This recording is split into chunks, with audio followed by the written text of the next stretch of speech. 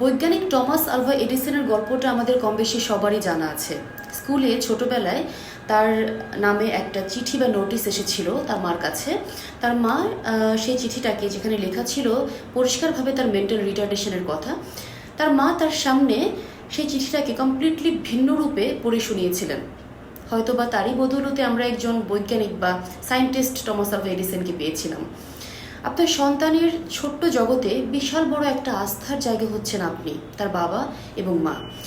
সন্তানকে যখন আপনি কোনো একটা মন্তব্য করছেন বা কোনো কমেন্ট করছেন, সেটা তার বিশ্বাসের জায়গাটাতে একদম ঢুকে যাচ্ছে, কারণ সে পৃথিবীটাকে এখনও এক্সপ্লোর করতে শিখেনি, সে দুনিয়াটাকে এখনও চেনেনি, সে পৃথিবীটাকে বুঝতে শিখেনি।